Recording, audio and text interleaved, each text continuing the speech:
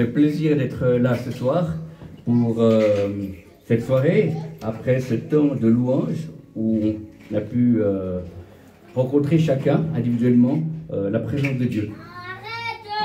Alors, avant de commencer, j'ai eu une vision, j'ai vu le ciel et j'ai vu Jésus qui était au paradis et il était au bord d'une montagne. Il y avait beaucoup d'herbes, il y avait beaucoup de lumière, c'était vraiment éblouissant. Et puis il regardait la terre qui était petite comme ça, ronde.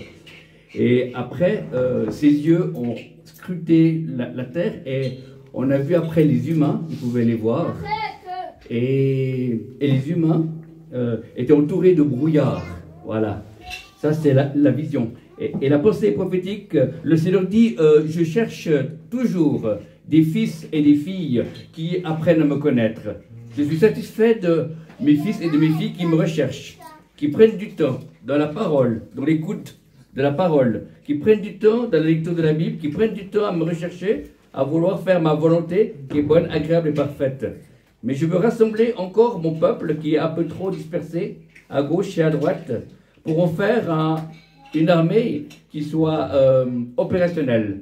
Parce que pour l'instant, il n'y a que des soldats isolés, des bons soldats, mais qui sont un peu isolés. Je veux rassembler mon armée pour la fin des temps et je vais agir puissamment au travers d'elle. Donc c'est un temps de bousculade, c'est un temps de remise en question, c'est un temps de réajustage où je positionne mes troupes spirituellement afin que mes enfants puissent être à l'endroit que j'ai prévu pour chacun d'eux.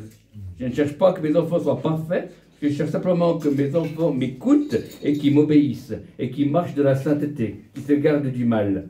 Les ténèbres viennent sur la terre, mais vous êtes des enfants de lumière. De même que j'ai vaincu le monde par la foi, vous allez vaincre le monde par la foi. Et ma main est sur vous, je vous ai choisi, je vous ai établi dans la fin des temps. Si vous êtes là, ce n'est pas un hasard, c'est moi qui veux manifester ma gloire, ma paix et ma vie au travers de mon église de la fin des temps. Parce que c'est une église qui va briller et beaucoup de personnes qui ne connaissent pas cette lumière vont être interpellées et beaucoup viendront encore se tourner vers moi, dit le Seigneur. Alors n'ayez pas peur, prenez courage, le temps est long mais je suis là avec vous. Le chemin est long et étroit et resserré, mais c'est un temps où je veux manifester ma justice, ma paix. Et ceux qui ont marché pour moi brilleront au firmament dans mon ciel. Alors prenez courage, gardez-vous le tout mal. Fuyez le péché, restez proche de mon cœur et vous recevrez la couronne de gloire que j'ai réservée à chacun de mes enfants qui ont hâté mon avènement. Que celui qui en écoute ce que l'Esprit dit à l'Église. Amen. Amen. Voilà ce que j'ai reçu lors de ce moment de louange. Alors le titre du message de ce soir s'intitule L'humain en 3D. Voilà. L'humain en 3D. Dieu a créé l'homme à son image. Et puis depuis le début de ma conversion, je me dis mais comment on est à l'image de Dieu? Puisqu'il y a des gens qui sont blancs, il y en a qui sont africains, moi je suis asiatique, il y a certains qui sont indiens et autres. Pourtant on est créés tous à l'image de Dieu. Et finalement j'ai compris, on est créé à l'image de Dieu parce qu'on est fait esprit, âme et corps. Et l'esprit humain est l'outil favori de Dieu pour nous parler. Donc le Saint-Esprit parle à l'esprit humain. Ça s'appelle une révélation, une illumination, qui après notre âme, qui touche l'intellect, le rationalisme, détecte. Et après le corps physique, la bouche parle. Amen. Donc on voit cette manière de faire en trois façons où le Seigneur passe. Donc j'ai vu que l'être humain est un peu comme le tabernacle. Amen. L'être humain, il a le lieu très saint, c'est où il y a notre esprit. Il a le lieu saint, où c'est notre âme. Et il a le parvis, qui est le corps physique. Amen. C'est pour ça qu'il ne faut pas mépriser le corps. C'est pour ça que Dieu veut encore, c'est-à-dire nous guérir intérieurement et physiquement aussi. La guérison divine est encore pour aujourd'hui. Amen. La guérison des cœurs est aussi là pour pour guérir notre âme à cause des blessures que nous avons eues dans ce monde qui ne connaît pas Dieu, l'ennemi, puis notre vieille nature, ça fait beaucoup de choses, et notre âme a besoin d'être libre, a besoin d'être guérie. Amen. Jésus a dit, tout est accompli à la croix. Amen. Tout est accompli afin que tu puisses recevoir l'adoption, c'est-à-dire la vie éternelle, que tu puisses être guéri de ton esprit, âme et corps. Amen. Parce que sans connaître Dieu, avant qu'on connaisse, c'était le corps qui dirigeait, après il y avait l'âme, et puis l'esprit humain était mis en réserve. Il existait déjà, mais il était en repos, il était hors service.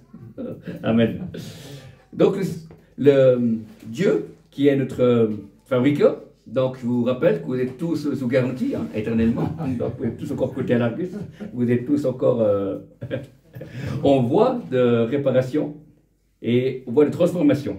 Parce que Jésus ne vient pas seulement sauver des âmes sauvées, des corps sauvés, mais il vient chercher des gens transformés. Amen. Et je crois que si le Seigneur tarde, c'est parce que l'Église n'est pas assez transformée. Tout le monde aime Jésus, et ça c'est bon. Mais je crois qu'il y a des gens qui ne sont pas assez transformés. Et transformés pas à cause de la religiosité, mais transformés par son esprit. On a besoin de changer des choses en nous. La Bible dit, amenez toute pensée captive à besoin de la parole de Dieu. Ce n'est pas votre pasteur qui va le faire, c'est nous qu'on doit le faire. Amen.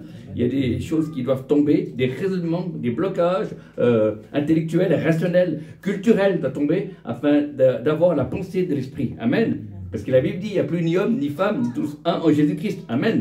C'est-à-dire dans la manifestation de la vie de Dieu, on est tous porteurs de la présence de Dieu. Amen. Qu'on soit un enfant, qu'on soit un aîné, qu'on soit un adulte, un homme, une femme. Amen. C'est fantastique. Et Dieu veut passer au travers de nous et nous remplir de sa sainte présence. Amen. Il y a des choses qui peuvent être fantastiques quand on laisse passer Dieu. Amen. À Toronto, il y a quelques années en arrière, il y a une jeune femme qui a hérité un don de guérison de la part du Seigneur. Cette jeune femme était une nouvelle convertie, elle n'avait pas lu la Bible en entier. Elle avait une option de guérison particulière. C'est-à-dire que quand le Saint-Esprit décidait, tous les gens autour d'elle, dans un rayon de 5 mètres, autour d'elle étaient guéris. Donc quand elle faisait la queue à la banque, quand elle faisait la queue à la cantine, à l'université, Dieu libérait cette option. Et tous les gens qui étaient en 5 mètres autour de cette jeune femme, étaient guéris de n'importe quelle maladie. Et les gens disaient, qu'est-ce que vous avez fait? Qu'est-ce que vous avez fait? Puis Dieu était guéri. Amen. Voilà. Amen. Donc il y a quelque chose qui se passe parce que c'est Dieu qui agit. Et c'est biblique parce que l'apôtre Pierre, par son ombre, amen, par son ombre, guérissait les malades. Et comme je discutais avec un pasteur qui différencia entre les églises en Europe et l'apôtre Pierre, c'est que l'apôtre Pierre, par son ombre, guérissait les malades. Et dans certaines églises de l'Europe, il n'y a pas l'ombre d'une guérison.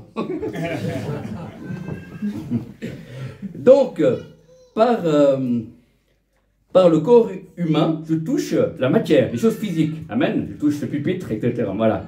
Avec mon âme, je touche le domaine intellectuel, rationalisme, où je pense, je raisonne. Ah, c'est bien ce qu'il dit. Ah, c'est bien ce qui a été prié, etc.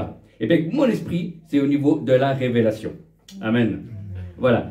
Mais comme toute révélation qu'on peut avoir, elle doit être conforme à la parole de Dieu, doit être made in céleste, parce qu'on peut avoir des révélations bizarres, mais ça n'apporte rien du tout. Avec des années de ministère, j'ai découvert que tout geste prophétique, plus bizarre ça peut être, doit avoir pour résultat une bénédiction, une révélation, une guérison, une libération. Ou sinon, c'est du n'importe quoi. Amen. Il y a des choses qui peuvent se faire d'une manière non traditionnelle. Mon habitude, c'est Dieu qui agit. Amen. Ça m'arrivait dans une réunion il y avait des gens qui étaient là, du coup je me suis mis à courir autour de personne, 3 fois très vite autour de la personne. Voilà. Après, j'ai arrêté. Et j'ai dit, Dieu me montre que Satan t'a volé 3 années. Et maintenant tu es libre. Et les 3 ans où tu as tourné en rond, où tu as perdu du temps, le Seigneur va te le redonner. Et la personne commençait à pleurer. Et il y a une guérison qui venait. Amen. Voyez. Donc est-ce qu'il veut créer l'église où on tourne en rond? Non, pas du tout. C'est simplement parce que c'est l'esprit. Et je crois que les hommes et les femmes et dans les églises en Europe cherchent des méthodes. Mais la seule méthode, c'est vous et moi. La seule méthode, c'est qu'il laisse passer l'Esprit de Dieu d'une manière particulière au travers de chacun et de chacune. Amen. Et là, on découvrira que c'est Dieu qui se manifeste. Amen.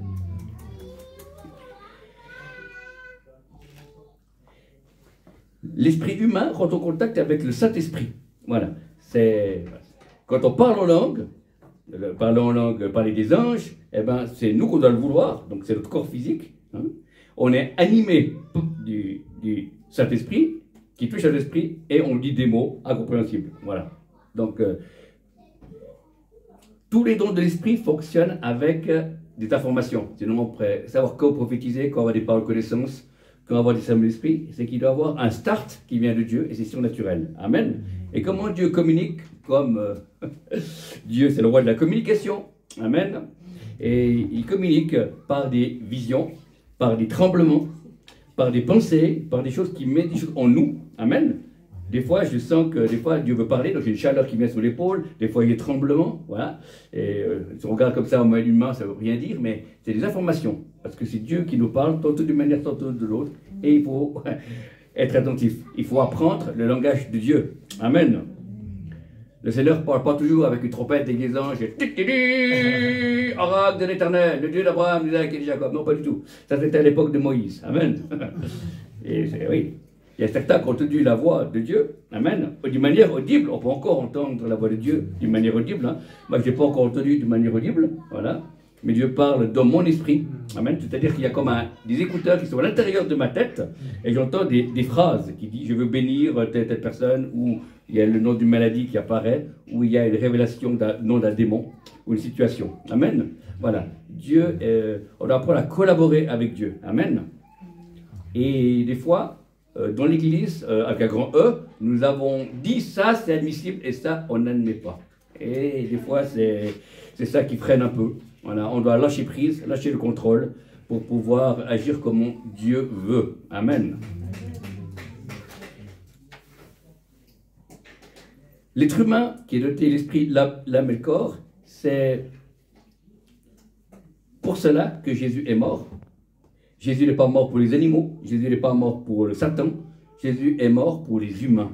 Pourquoi? Parce que l'humain est le seul être humain qui est à la fois spirituel et naturel. Il y avait même une église au Danemark qui priait pour que le diable se convertisse. Ça avait été dit dans les milieux évangéliques dans les années 90, vous voyez. Mais le diable, c'est tout le temps le diable. Hein. Il ne change pas, il a peur du mensonge, a dit Jésus, et il ne change pas. Mais Dieu veut guérir dans nos âmes la souffrance que nous avons eue. Que ce soit des rejets, que ce soit notre vie nature aussi. Et là, on ne peut pas chasser la vie nature, on peut chasser les démons. Hein. Donc il ne faut pas comprendre. Il y a des gens qui veulent chasser la vie nature et puis crucifier les démons. Hein. On ne peut pas. Voilà. Un démon, ça se chasse. La vie nature, ça se crucifie. Voilà. Mais le problème qu'on a fait dans l'église, j'ai remarqué depuis 30 ans que je suis dans l'église, j'ai remarqué que des fois on dit aux gens de ne pas faire ci ou cela, mais ils ne sont pas remplis d'autre chose, donc ça tient un petit moment, puis après ça tombe, ils retombent les gens. Moi, où j'ai renoncé à des choses, à un moment donné, c'est parce que Dieu a rempli. Et parce qu'il y a plus de Dieu, c'est pour ça que je me garde plus du malin. Parce qu'il y a plus de Dieu, c'est pour ça que si quelqu'un dit « je veux coucher avec toi », je vais dire non. Si quelqu'un dit « je vais te donner de l'argent sous la table pour les choses illicites », non. Parce que il y a l'Esprit de Dieu qui vit en moi. Amen.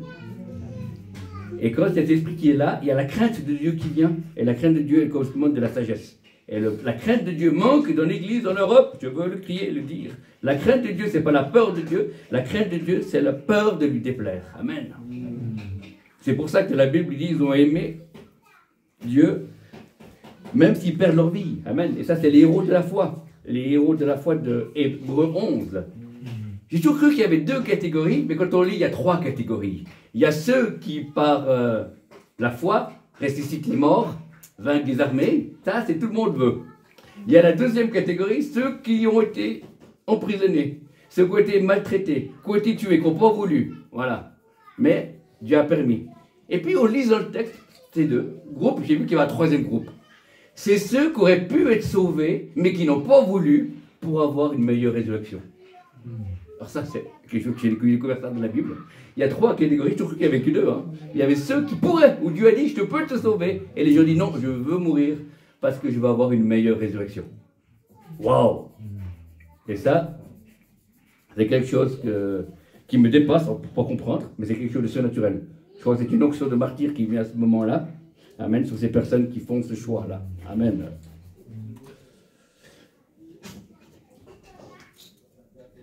Mais Dieu a toujours aimé les hommes. Dieu aime les villes. Dieu aime des endroits. Dieu aime le monde. Le monde dit, le people, hein, pas l'esprit du monde. Le monde, voilà.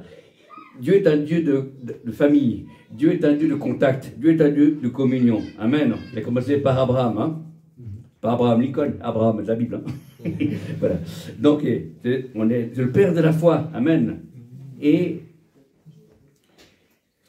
Dieu va faire cela de la vie de ses enfants. Il va permettre que des moments, que rien ne marche. Et puis après, pour nous parler, pour découvrir, tu veux mes bénédictions ou tu veux ma personne? Et on peut avoir les deux. Il y a des moments donnés, on ne comprend plus rien. On sert Dieu, on n'est pas compris.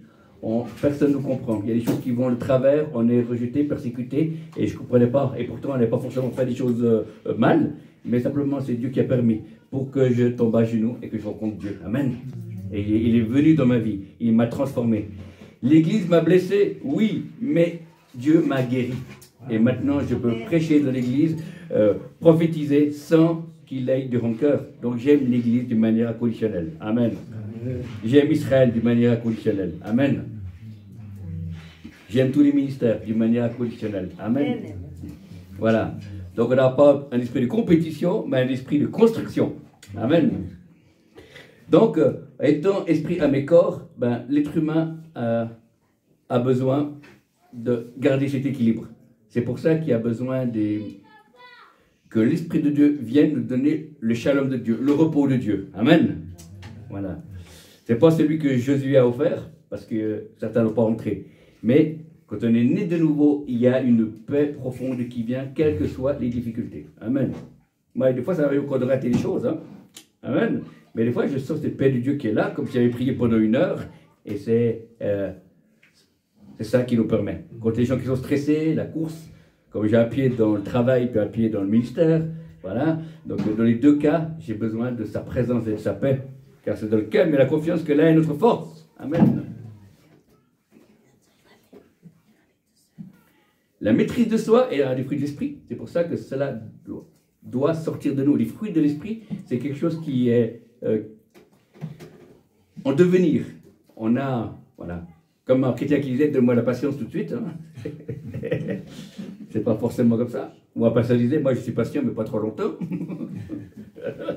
Voilà. C'est une conséquence de la présence de Dieu. Les fruits de l'esprit, je ne dois pas dire, non, je dois forcer, je dois aimer, je dois faire ci ou cela. Non, pas du tout. C'est la conséquence. Plus tu passes de temps avec Dieu, plus tu as un peu de sa patience qui vient. Amen. Tu deviens comme lui. On devient ce qu'on contemple. Alors dis-moi ce que tu contemples et tu deviendras ce que tu contemples. Amen. Là où sera ton cœur, là sera ton trésor. Amen. Pas le trésor plastique que David a mis, mais le trésor. Amen. Ce qui est bien, c'est que Dieu nous a toujours laissé libre arbitre. Amen. Les choix. Il y a des chrétiens qui sont blessés physiquement et puis ils ne veulent pas qu'on prie pour eux. Il y a des gens qui sont blessés de leur âme, ils ne veulent pas qu'on prie pour eux.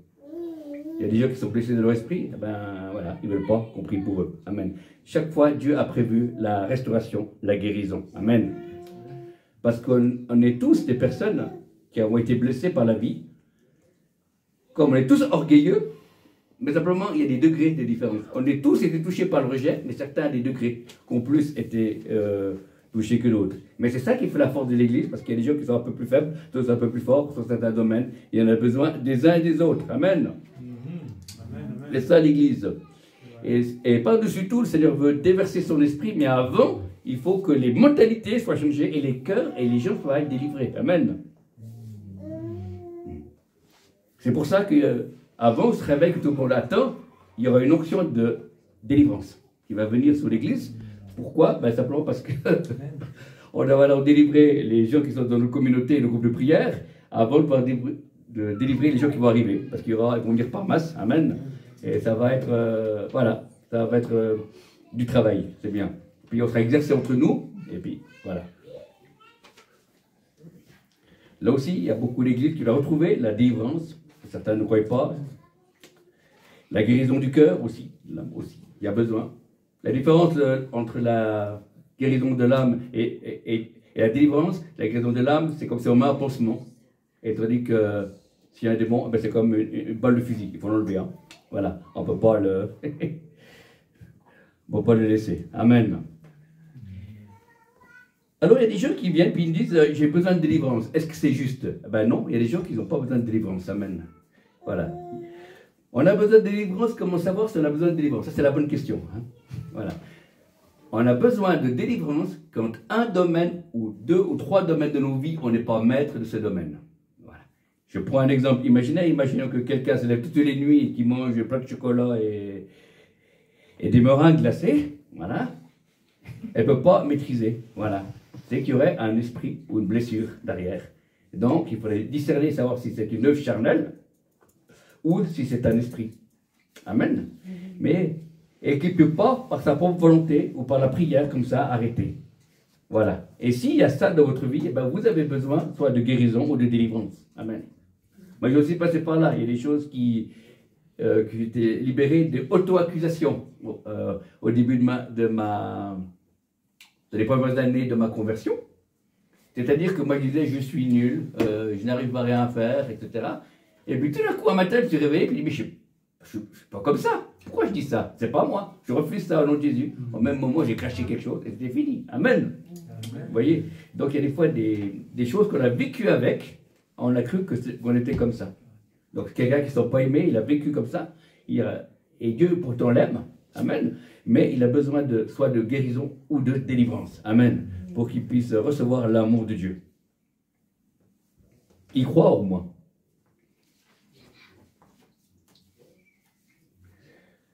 Jésus va bientôt revenir, on va être enlevé, c'est dans les airs. Amen. L'enlèvement de l'église, hein, comme c'est marqué dans le Thessaloniciens, au son de la trompette. Amen. Voilà. Et c'est l'âme et l'esprit qui vont partir au ciel, et puis le corps va rester. Hein. Donc ça va être le festival des Dolce, et des jambes artificielles qui vont rester là. Voilà. Il ne faut pas être dessous, hein, on peut se faire mal. Voilà, ouais, c'est vrai, voilà. Parfait, ben c'est... Voilà. Donc il y a des choses qui, pour le non-croyant, comme pour le croyant, l'esprit et l'âme restent éternellement. Puis il y a des peines éternelles. Il y a la vie éternelle. Amen. Il y a un choix qu'on aura choisi. C'est pour ça que cet espace-temps dans le monde, c'est là où on choisit, on va passer l'éternité. Amen. Le purgatoire n'existe pas, on ne peut pas prier pour les morts. Amen. C'est sur cette terre qu'on va choisir, où on va passer l'éternité. Alors c'est pour ça que il y a beaucoup de travail à faire encore pour l'Église pour annoncer la bonne nouvelle. Amen. Parce que Dieu veut que tous les hommes soient sauvés et peuvent avoir la connaissance de la vérité.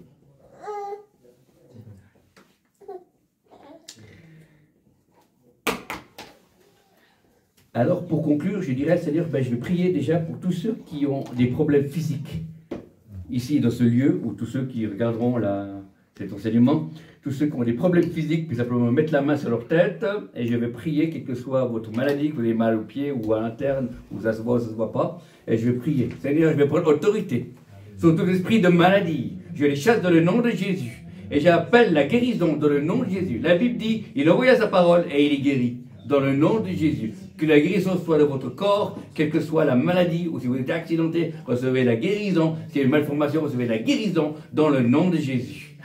Nous proclamons que ta parole ne reviendra pas à toi, sera accomplie. Pourquoi tu l'as envoyé? Dans le nom de Jésus. Ni par force, ni par puissance, c'est toi qui guéris, Seigneur. Dans le nom de Jésus. Amen et Amen. Seigneur, je vais te prier pour tous ceux qui sont blessés dans leur âme, parce qu'ils ont eu du rejet, parce qu'il y a eu des problèmes dans leur vie. Seigneur, il y a une incompréhension dans l'église, hors de l'église, ou dans la famille. Eh bien, leur âme a été blessée. Eh bien, je prie pour une totale guérison, Seigneur. Que tu leur donnes ta paix, Seigneur. Que tu les visites. S'ils ont besoin de soins pastoraux, qu'ils puissent recevoir. S'ils ont besoin directement de toi, de rechercher dans le jeûne et la prière. Je puisse toucher leur âme, Seigneur, dans le nom de Jésus. L'Éternel est mon berger. Je ne manquerai de rien. Tu restaures mon âme. Amen. C'est toi qui le fais, Seigneur. Tu touches ces âmes qui ont été blessées, malmenées par la vie, Seigneur, dans le nom de Jésus. Amen. Et puis je prends aussi maintenant tous ceux qui ont été blessés dans leur esprit, l'esprit humain. vous avez le Saint-Esprit en vous, dans l'esprit humain, il peut aussi que vous ayez aussi besoin de délivrance. Voilà, là aussi, Seigneur, si les gens ont besoin de délivrance, nous lions tout esprit qui correspond comme Seigneur de ce lieu, nous les chassons dans le nom de Jésus. Et nous proclamons que vous êtes libérés dans le nom de Jésus, afin de marcher en nouveauté de vie, dans le nom de Jésus.